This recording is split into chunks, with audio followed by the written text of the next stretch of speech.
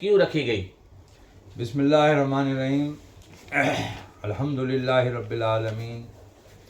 خانقاہ کو کہتے ہیں، اس کا ذکر قرآن مجید میں بھی ہے، سورہ حج کی آیت نمبر 40 میں موجود ہے کہ یہ صرف اتنی سی بات پہ نکالے گئے گھروں سے کہ یہ اللہ کو اپنا رب کہتے ہیں، اور ہم ایک سے دوسرے کو دفع نہ کرتے تو یہ یقیناً کلیسائیں اور خانقاہیں کو ڈھا دیتے۔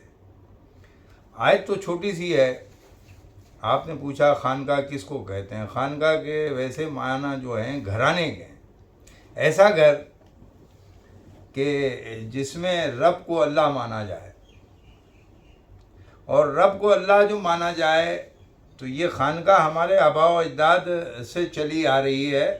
یہ عود شریف میں 500 سے 600 ہجری کے درمیان حضرت سید سرخ پوش بخاری رحمۃ اللہ علیہ نے بنائی تھی، اور ان کا شاخصہ یہ تھا کہ وقت کا بادشاہ بھی دارالحکومت عود شریف میں بنانے پہ مجبور ہو گیا تھا، ان کی علمی کیفیت کی وجہ سے۔ خانقاہ ولی بنانے کا کارخانہ بھی کہا جاتا ہے، جہاں ولایت بانٹی جاتی ہے، اسی لیے کہا ہے کہ عود شریف میں 1.25 لاکھ ولی ہیں۔ خانقاہ وہی بناتا ہے، اللہ اسی سے بنواتا ہے جس کے پاس ولایت کی مہر لگانے کی اجازت ہو اور سند ہو۔ یہ تو ہو گئی خانقاہ۔ اب خانقاہ کے اندر روحانی فیض کیسے آتا ہے؟ جب سورہ سجدہ کی آیت ہم نے پڑھی تو ہمیں بھی سمجھ نہیں آتا تھا، کیونکہ ظاہر بات ہے اس دنیا میں آ کر کے اس قرآن کے ذریعے بہت سارا علم ملا۔ سورہ سجدہ میں اللہ تبارک و تعالیٰ فرماتا ہے جب تم رب کو اللہ مان لیتے ہو۔ ہم بڑے پریشان ہو گئے، ہمیں اس دن پتہ چلا کہ رب الگ ہوتا ہے، اللہ الگ ہوتا ہے۔ تو جب تم رب کو اللہ مان لیتے ہو، ہم فرشتے اتار دیتے ہیں جو جیتی زندگی میں بھی تمہاری مدد کریں گے اور آخرت میں بھی مدد کریں گے۔ تو اس سے بات یہ ثابت ہوئی جو خانقاہیں ہوتی ہیں وہ رب کو اللہ مانتی ہیں۔ تو الحمدللہ آج تک ہمیں کچھ چندہ بھاڑا نہیں مانگنا پڑا، نہ کسی سے زکوٰۃ مانگنی پڑی، نہ کسی سے فطرہ مانگنا پڑا۔ الحمدللہ ہماری خانقاہ چل بھی رہی ہے اور ہم نے تعمیر بھی کی ہے، اور ہمارے جو چاہنے والے ہیں وہ یہاں سے روحانی فیض لے رہے ہیں، بلکہ علاج بھی کر رہے ہیں۔ وہ طبیب بھی بنے، حکمت بھی سیکھی ہے انہوں نے، اور بڑے بڑے ہم نے دیکھے جن اتارنے والے اور فلاں اتارنے والے، جن کو یہی نہیں پتہ کہ جن ہوتا کیا ہے، جن کو یہ پتہ ہی نہیں کہ جادو ہوتا کیا ہے۔ آج کل تو جادو ہے ہی نہیں نا، جادوگر تو موسیٰ علیہ السلام کے دور میں تھے کہ جنہوں نے رسیوں کو سانپ بنا دیا تھا۔ تو نہ اب موسیٰ علیہ السلام ہے نہ جادوگر ہیں۔ سوال تو یہ ہو گیا، ظاہر بات ہے ہر پوزیشن کی اپوزیشن ہوتی، جس پوزیشن کے ولی ہوں گے اسی پوزیشن کی اپوزیشن ہوں گی، ہیں؟ نہیں تو اگر اس وقت کے جادوگر اگر آج آ جائیں تو میرا خیال میں آپ سب ان پر ایمان لے آئیں گے۔ کوئی آدمی ایسا نہیں ہے جو ایمان نہ لائے، رسی کو سانپ بنا دے، ہیں؟ لیکن جب موسیٰ علیہ السلام نے عصا اپنا ڈالا، جبکہ طوٰ کے مقام پر موسیٰ علیہ السلام کو جو اللہ تبارک و تعالیٰ نے ڈیمو دکھایا تھا وہ لکڑی کو سانپ بنایا تھا، لیکن جب آپ وہاں گئے فرعون کے دربار کے اندر تو وہاں جادوگروں نے رسی کو سانپ بنا دیا۔ تو تھوڑی دیر کے لیے موسیٰ علیہ السلام کا جو ذکر ہے، خوف میں نہیں آئے تھے، وہ لفظ خوف لکھا ہے ٹھیک ہے، لیکن خوف یہ تھا کہیں عوام پہ جادو غالب نہ آ جائے۔ تو پھر اس وقت اللہ نے ان کی مدد کی تھی اور لاٹھی کو اژدہا بنا دیا تھا، اور پھر اژدہے سے کنورٹ ہو کر کے وہ دوبارہ عصا بن گیا تھا۔ تو لہذا میں لوگوں کو یہی پیغام دینا چاہتا ہوں کہ خدا را یہ دور خطرناک دور ہے، اس کے اندر آپ قرآن سے وابستہ ہو جائیں،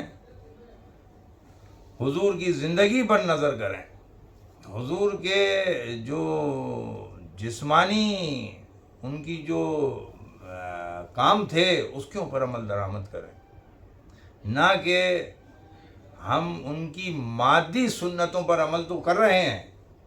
مادی سنتیں تو اونٹ ہے، وہ جبہ ہے، مسواک ہے، لیکن اس وقت سورس مسواک تھی، آج سورس ٹوتھ پیسٹ ہے، اس وقت سورس اونٹ تھا۔ آج سورس جو ہے ویگو ہے، تو آپ کیا مقصد آج اونٹ پہ گھومیں گے؟ مادی سنتیں چینج ہوتی رہتی ہیں، لیکن باطن کی سنت ایک ہی رہتی ہے۔ باطن کی سنت یہی ہے کہ فکر امت ہو، حبلی امتی حبلی امتی۔ تو آپ کو بھی اس وقت جہاں آپ رہتے ہیں، جس شہر میں رہتے ہیں، آپ اپنے گھر کی فکر تو کرتے ہیں، جس دن آپ اس شہر کی فکر کرنے لگ جائیں گے تو اللہ تبارک و تعالیٰ آپ پر بھی فضل و کرم شروع کر دیں۔ شاہ صاحب، یہ خانقاہ سے روحانیت کا کیا تعلق ہے؟ دیکھیں نا، خانقاہ کا روحانیت کے تعلق میں نے آپ کو یہی کہا کہ یہاں جو لوگ آتے ہیں روح کی نیت کر کے آتے ہیں۔ انسانی جسم 4 چیزوں پر بنا ہے، آگ، ہوا، مٹی، پانی۔ تو وہ آگ اور ہوا اپنی ماں سے لیتا ہے، پانی اور مٹی باپ سے لیتا ہے، روح اللہ کی ہے۔ تو جسمانی سرگرمیوں میں ہم بہت رہتے ہیں، ماں باپ کی جو رشتہ دار ہیں یا ماں باپ سے وابستہ جو بھی دنیا میں آپ کے رشتے بنتے ہیں، اس رشتے کو آپ کسی صورت نہیں توڑتے، لیکن جو روحانی رشتے ہوتے ہیں وہ آپ کو پتہ ہی نہیں ہے۔ مرشد آپ کا روحانی رشتہ ہے، اور مرشد آپ کو صرف یہی پیغام دے گا کہ آمنوا باللہ و ملائکتہ و کتبہ و رسولہ۔ اور خانقاہ کا روحانیت سے تعلق اس لیے میں نے کہا کہ ہم یہی کہتے ہیں کہ سورہ سجدہ کی آیت آپ کو بھی سنائی تھی کہ جو رب کو اللہ مان لیتے ہیں تو ان کے لیے فرشتے اتار دیے جاتے ہیں، جو جیتی زندگی میں بھی مدد کریں گے اور آخرت میں بھی مدد کریں گے۔